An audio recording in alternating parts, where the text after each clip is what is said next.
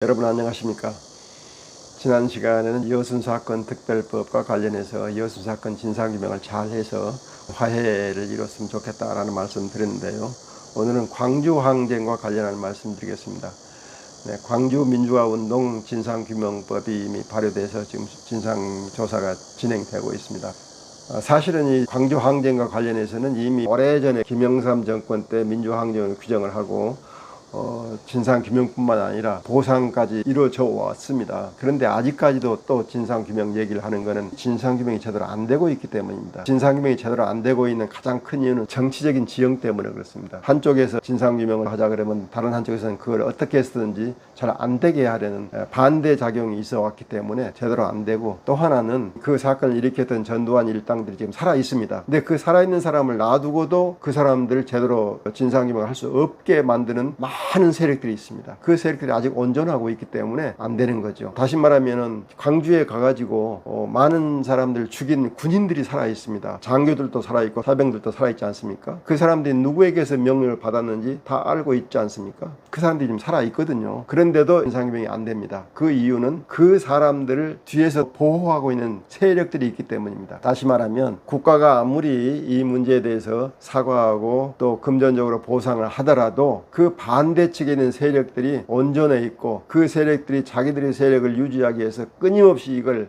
회방 놓는다면 결코 진상규명은 되지 않고 결국은 이 사회가 역사 앞에 바로 설 수가 없게 된다는 겁니다. 우리 안에서 이 문제가 해결이 안 되는데 일본에 대해서 너희들 역사 앞에 바로 서라, 역사 왜곡하지 말아라고 할 수가 있겠습니까? 우리가 지금 겪었던 이 사실을 우리 안에서 해결을 못하고 있는데요. 특히 이 사람들이 살아있는데, 가해자들이 살아있는데도 우리가 지금 진상규명을 제대로 못하고 있습니다. 제대로 된 사회라면 이게 가능하지 않죠. 그런데도 우리는 지금 진상규명을 못하면서 계속 문제가 꼬이는 쪽으로 진행이 되고 있습니다. 최근까지도 여러분들 아시는 것처럼 광주에 북한군이 개입되어 있다는 사실을 수없이 유포하고, 또 그걸 받아서 목사들이 설교도 하고 말이죠. 또 일부 정치인들이 그걸 이용하고, 이런 일이 수없이 일어나고 있습니다. 지금은 그런 걸 하면은 처벌을 받게 돼 있기 때문에 이제는 그런 말을 공개적으로 못 하겠죠. 그러나 보이지 않는 곳에서는 끊임없이 도도히 그런 의식이 흘러가고 있을 겁니다. 적어도 그 사람들 사이에서는요. 적어도 광주 민주화 운동을 인정하고 싶어 하지 않는 정치 세력이 있고, 또 사회 세력이 있습니다. 분명히 일베 같은 세력들이 있단 말이죠. 그런 세력들이 있는데 이 세력들이 반성하지 않고는 결코 한국 사회가 화해했다고 볼 수 없거든요. 그래서 한국이 일본이나 다른 나라에게 문제 제기를 할 때 특히 역사적 진실을 좀 직시해라 라고 얘기하고 싶을 때 우리 자신은 지금 제대로 하고 있는지 문제 제기를 하지 않을 수가 없는 겁니다. 그 문제를 우리 스스로 풀어내는 능력을 보여주면서 우리는 이렇게 하고 있다, 여러분들도 이렇게 하십시오 라고 얘기를 할 수 있는 거거든요.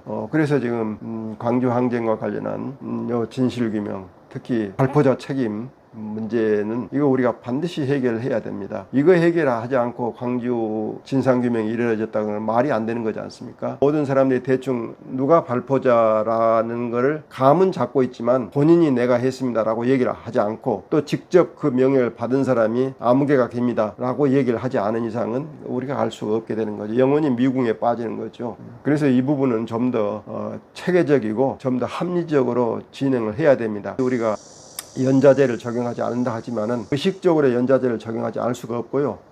사실 하느님의 법에 따른다면은 연좌제는 당연히 적용해야 됩니다. 인간이라는 게 할아버지, 아버지, 손자로 이어지는 이 DNA가 있는 거 아닙니까? 이게 연좌제입니다. 이게 부인할 수 없어요. 다만 아버지의 일로 아들이 처벌을 받지 않는 것, 이건 법적인 연좌제를 안 하겠다는 거거든요. 그러나 법적으로는 아니지만은 사실은 성경적이지 않습니다. 하나님께서 성경에서 얘기합니다. 아비의 벌을 천대에 이르도록 받게 하겠다는, 이게 사실 연좌제거든요. 저는 개인적으로는 그런 생각을 합니다. 일정 부분 연좌제를 유지해야 된다. 이건 이제 전혀 다른 논의입니다만은, 왜냐하면은 그 불법 행위를 하면서 재산을 축적하고 권력을 얻은 그거를 함께 누린 그 가족, 이거 반드시 그에 대해서 책임 추궁을 해야 되거든요. 거기에서 받은 이익은 환수해야 되고요. 그런 연좌제는 반드시 필요하다고 봅니다. 그래서 우리가 정의를 세우기 위해서는 좀 더 다각적으로 문제를 봐야 된다고 생각하는데요. 어쨌든 국가 폭력을 이용해서 양민을 학살한 이 사람에 대해서는 분명히 정확하게 단죄를 해야 되고 그 단죄가 모든 사람들에게 알려지고 그래서 그런 사람이 다시 나타나지 않도록 해야 되는데 그 방법이 여러 가지 방법이 있을 겁니다.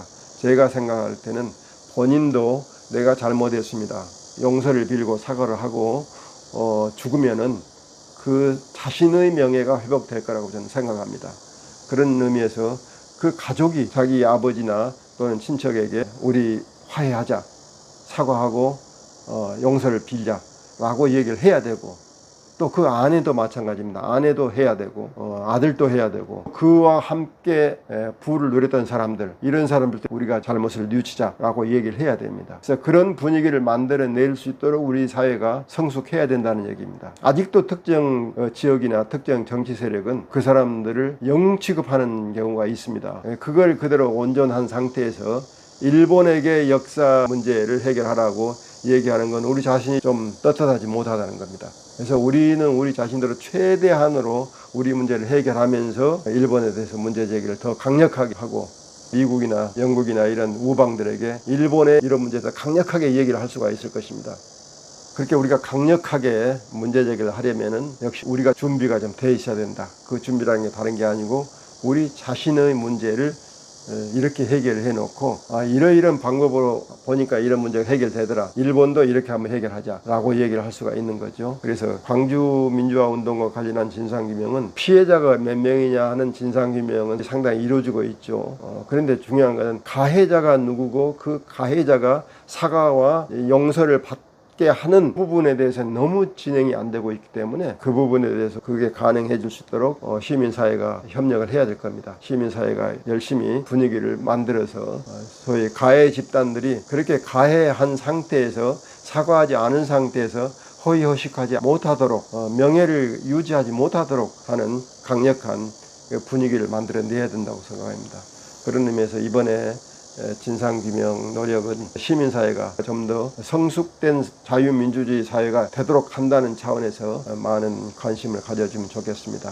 특별히 하나님을 믿는 사람들이라면 이 부분에 대해서 하나님께 정말 죄송하지 않게 하나님께 바로 설 수 있도록 죽어서 하나님 나라에 갈 때 하나님께서 너 왜 이런 불의한 것에 눈을 감았느냐라는 질책을 받지 않도록 우리 스스로 노력을 해야 되고 또 그 문제를 해결하기 위해서 사회 세력과 연대하고 교회가 앞장서고 절이 앞장서고 종교인들이 앞장서서 이 문제를 해결하는 노력을 해야 된다고 생각합니다. 마침 전두환 씨의 아들이 목사가 됐다는 얘기를 들었거든요. 바로 이런 겁니다. 종교인이 그냥 예수 믿고 하나님 믿고 그래서 다른 사람에게 축복하고 전도하고 이렇게 하는 것이 예수 믿는다고 생각하면 정말 그거는 하나님을 욕되게 하는 일입니다. 그가 만약에 목사가 됐다면 자기 아버지를 예수 믿게 하는 게 중요한 게 아닙니다.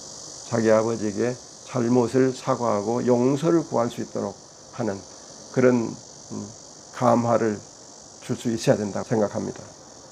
언젠가 전두환 씨가 피해자들에게 가서 무릎 꿇고 사죄하고 죽을 수 있게 되는 날이 오게 되기를 저는 기대하고 있습니다. 오늘은 광주 민주운동과 관련한 문제, 우리가 해결해야 될, 앞으로 해야 될 일들에 대해서 간단히 얘기를 드렸습니다.